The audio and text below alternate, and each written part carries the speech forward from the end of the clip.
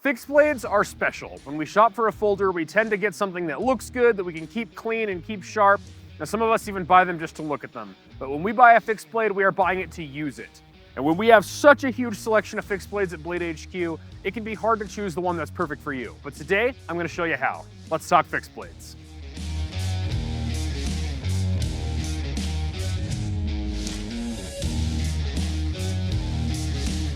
My first and biggest piece of advice when picking a fixed blade is don't overthink it too much. A long time ago, for millions of years in the Stone Age, all we had was rocks and sticks. And they're still out here. You can find them, and they kept our ancestors alive for millions of years. But if you took the cheapest and most garbage fixed blade from the local gas station to Grog the Caveman, you would probably change the course of history. Because just a simple piece of steel with a sharp edge on it can seriously improve your quality of life outdoors. With that being said, if you pick the right fixed blade for you and your job at hand, it can be a huge benefit over another fixed blade. So the first question you should be asking when looking for a fixed blade is, what do I need this fixed blade for? Am I looking for a knife that's primarily a hunting knife, primarily a camping knife, a survival knife, a bushcraft knife? We'll get into definitions of all these things later, but I want you to ask yourself, what do I want to do with this knife most? I know that these are versatile tools and they can do a lot of things, but what is the thing that you are going to do the most when you have this knife in your hand? And with that, I want you to make that the number one thing in your brain, and we are going to figure out what fixed blade to get for that. And the first question we're going to answer is size. There are people out there who will tell you that a big knife can do the work of a small knife, but a small knife cannot do the work of a big knife. I'm here to tell you that this is true.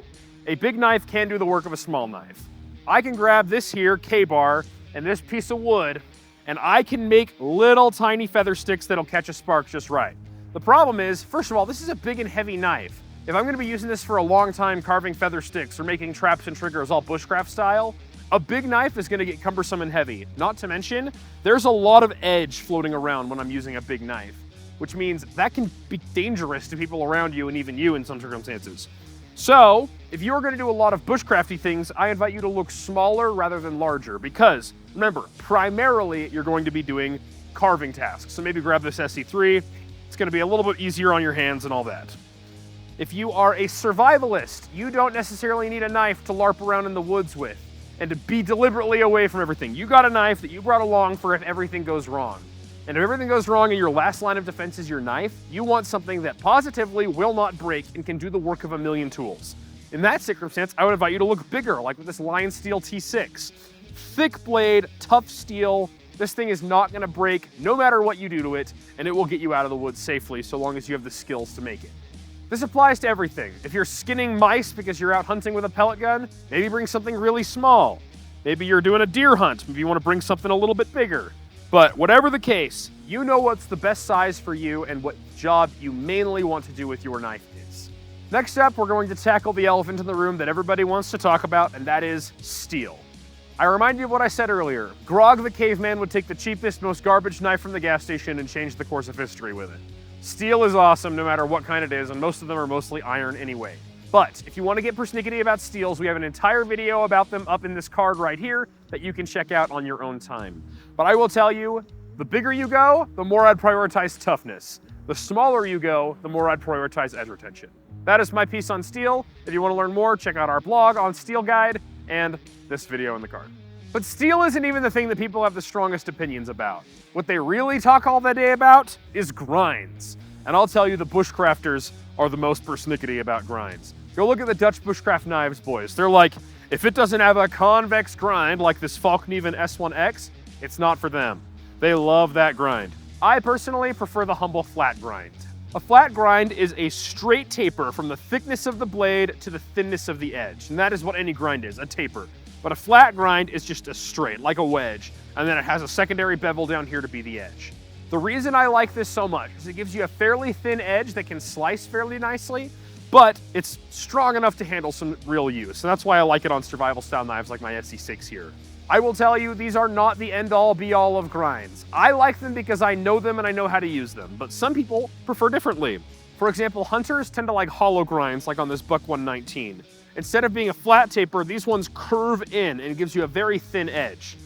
There's a lot of extra benefits here. For example, the longer you sharpen, you're gonna still maintain that sharp edge and that thin edge. It's gonna be great for slicing. However, these have their trade-offs. That thin edge likes to chip. I probably would choose something else if I was going to do some chopping or batoning. Also, hollow grinds have what's called a speed bump on the edge and up here on the bevel here. And that is something that can catch on what you're cutting. When it comes to cutting stuff with your knife, the sharpness of your edge is only half the battle. After that, you're forcing an entire thick steel piece through. And that speed bump can make it drag and make it a little bit harder to cut through big, thick stuff. The exact opposite of the hollow grind is the convex grind. Instead of curving in, it curves out as it makes an edge. This makes a very stable edge, and also it eliminates one of the major speed bumps. So this thing slices so well, especially considering how thick these knives usually are. That's why super high-end kitchen knives that are thin will often have a convex grind as well. They slice so effortlessly. And because that edge is so thick, it can handle chopping, batoning, and all kinds of other crazy stuff without chipping. Convex grinds really are amazing. In fact, the owner of Bark River, one of the biggest names in convex grinds, says, "You want to know what my field sharpening technique is? I don't. A convex grind will stay sharp all day long. I'll just sharpen it at home. No need to field sharpen." That's quite the thing to say about a grind. I will tell you, however, these are difficult to sharpen. You don't have to sharpen one edge, you have to sharpen all the edges to the apex of the edge. And that can be a bit of a challenge. These do take a little bit more effort to maintain, but if you can, convex grinds are awesome. And the last grind the bushcrafters love so much is the Scandi grind. This one originated in Scandinavia in those traditional knives like Finland, Denmark, and Sweden. These ones have, instead of a full grind from some portion of the blade to the edge, they basically grind an edge straight on to a 0. So this gives you a very thick edge. In fact, an edge cannot be thicker than this. So these are not great for cutting food or skinning animals, although it can be done and I've seen it done. But Scandi grinds, first of all, get ridiculously sharp, and they're easy to keep that way. They have a very stable edge, and no matter how long you own the knife, it will always sharpen back to that same edge thickness. These are great long-term use knives, and they excel in woodwork. You'll also find Scandi grinds on disposable but extremely sharp knives like scalpels and razor blades, but that's a story for another day. The last consideration when it comes to grind is your spine. There's a big debate in the bushcraft world. Do you want a sharp spine or a rounded spine? The benefit of a rounded spine is it's going to be a lot easier on your thumb. If you prefer like a saber grip or something to that effect, where your thumb is on the blade itself, a rounded spine will be nice for you because it's not going to chew up your thumb. However, with a sharp spine, you get the added functionality of being able to scrape a ferro rod. So if I take this knife right here and I run it, sparks. You can start a fire with that. That's the benefit of a sharp spine. However, if you rest your thumb up there, it'll give you a blister. I personally prefer a hammer grip. I just grip the knife like this, my thumb never rests on the spine, so I don't mind. I prefer the sharp spine. The next consideration you should make is your handle. The handle, in my opinion, is almost more important than the blade because this is where your body interacts with the blade. And in the woods like this, I don't have cell service. If I cut myself really badly, I'm gonna have to hike to find a phone to call for help or hope that somebody drives by. Your handle is your most important line of defense against your sharp edge. Your sharp edge is no respecter of flesh and it will cut you if you're not careful. So when it comes to handle materials, I invite you to consider less the material itself and more the design of the handle. For example, maybe finger grooves are gonna help you stay on, like on this Tops Cat. I love this knife because it fits my fingers really well.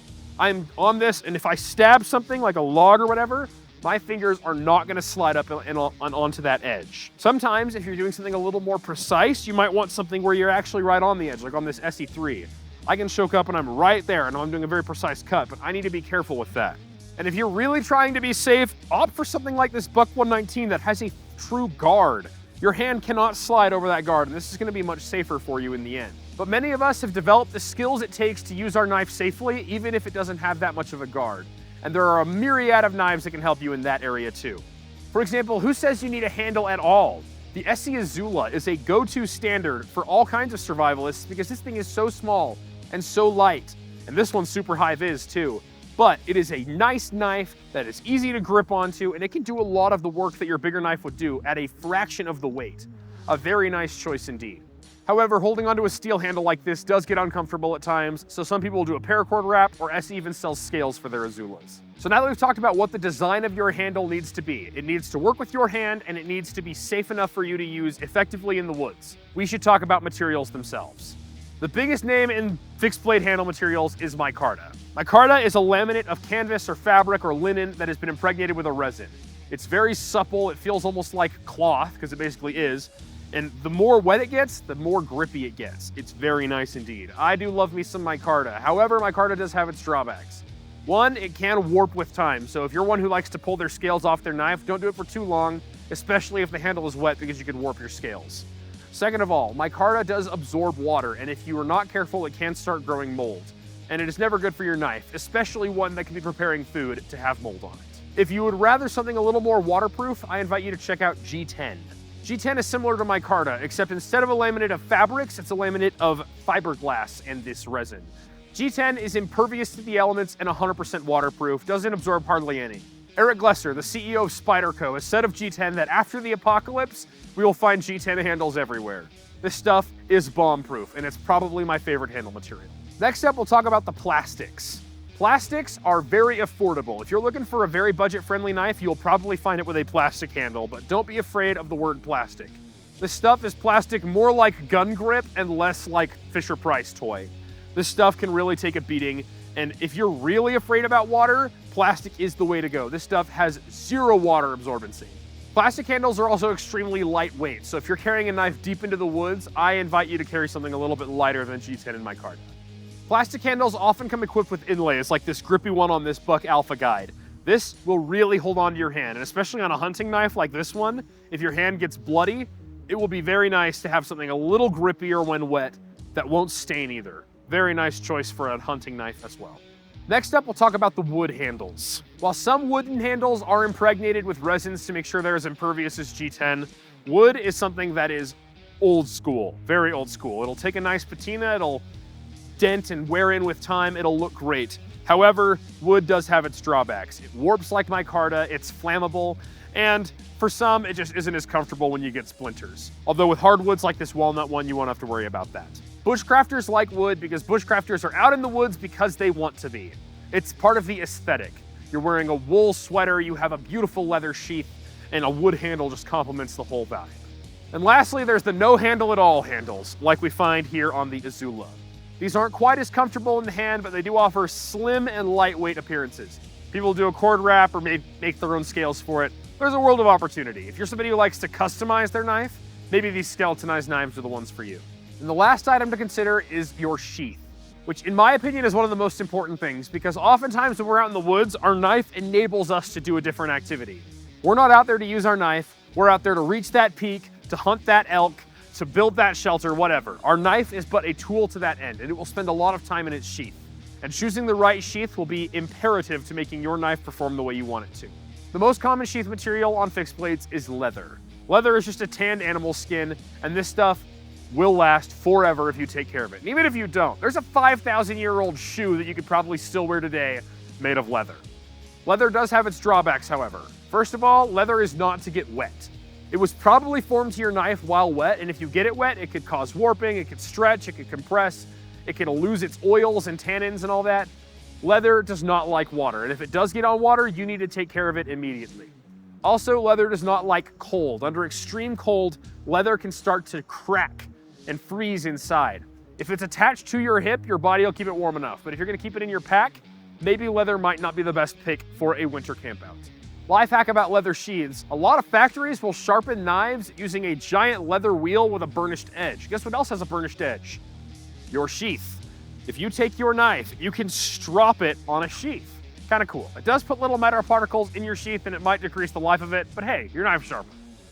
Leather also is quite a bit heavier than a lot of other materials. If you're wanting to keep that weight down, grab a nylon sheath or a canvas sheath like this one. These sheaths do offer the benefit of extreme lightweight, and these do not care about weather at all. They don't care if it's hot, cold, wet, dry, whatever. These are them. They have a plastic insert that'll protect the sheath from the knife inside it, so you don't have to worry about your knife cutting your way out. And oftentimes they'll have a secondary retention mechanism like this because these do not hold onto the knife very tight. This can fall out if you're not careful. A lot of nylon sheaths also come outfitted with MOLLE straps on the back. So, on a knife like this one, you can have your sheath attached to the side of your pack, throw your knife inside, and you have your knife in a very conveniently accessible location without too much effort or weight on your behalf. Also, these sheaths will come with secondary Storage options, keep a sharpener, a ferro rod, a gorilla bar, whatever you want to carry extra in addition to your knife you can put here. Other sheaths don't offer that. And lastly, there are the hard plastic sheaths, and these are my favorite. The most common material in the hard plastics category is Kydex. This thermoplastic is heated up, folded around your knife, and perfectly molded to fit onto it. So this MKM TPF defense will literally snap in, and then it's not coming out no matter what I do. Very nice indeed. You hit the thumb ramp, you get the knife, and you're ready to cut. These, however, also have their disadvantages. First of all, in high heat, especially like if you leave this on the dashboard of your car in the summertime, you will delaminate your sheath and it won't grab your knife very nicely anymore. So you need to be careful about the heat. Once again, if it's on your hip, it'll be cool enough. But if you're gonna leave it somewhere, you should be careful about that. However, these are impervious to water. Get them wet all day long. That's why divers really do like Kydex sheaths, because these, you can just strap it to your wetsuit, and no matter what orientation you get into, it's gonna be easy to get to your knife, even if you're gloved and your hands are wet. However, some sheaths don't even suffer from the delamination problem like these injection molded ones that SE makes. Some people say they don't prefer the retention on these. I actually like these quite a bit because the knife snaps in just as well. You might get a little bit of rattle, but it's still not coming out. But this is a plastic that will not melt in high heat. This is a great one if you're gonna throw it in the glove box of your truck. So let's run a thought experiment here. Let's say I want a knife that is gonna be the perfect knife to take with me on a hunting trip where I'm going to be hunting a moose, catching salmon, and building a bushcrafty, fiery thing at the end. It's gonna be a great trip, but I need the perfect knife for it. I'm probably gonna want something that's fairly big, but not so big, so I can tackle that moose, but still get that fish done. Something like 4 inches roughly in the blade. I'm gonna want a hollow grind because I want to be able to skin and slice nicely, but I want a tough steel so that I can baton wood when it comes time to do so. I want a lightweight sheath because it's gonna be in my pack most of the way, and I want this knife to look great. I think of the knives here, I'm probably gonna pick the Buck Alpha Guide. It's gonna be nice and grippy for when I'm fishing and hunt and skinning. This hollow grind's gonna skin very nicely. This 420 HC is a really tough steel, especially with Buck's Boss heat treat. This is gonna be a great knife overall. And then I just grabbed this nylon sheath. Look at that, I have the perfect knife for my adventure. Is it the perfect knife for every adventure? Absolutely not. Whatever adventure you are going on, I invite you to walk through this same thing. Find what is the purpose I want my knife to do? What is the optimal grind, handle, sheath, and size for that job? And then go to Blade HQ and you can sort by all of those things using that handy sorting feature we have. That is something you will not find on Amazon. You can only find a sorting feature like that at Blade HQ, and that will help you find the perfect knife to enable you to have your best outdoor adventure out there. So go to Blade HQ, find your perfect knife, add it to cart, take it home with you, and get out in the woods. We'll see you out here.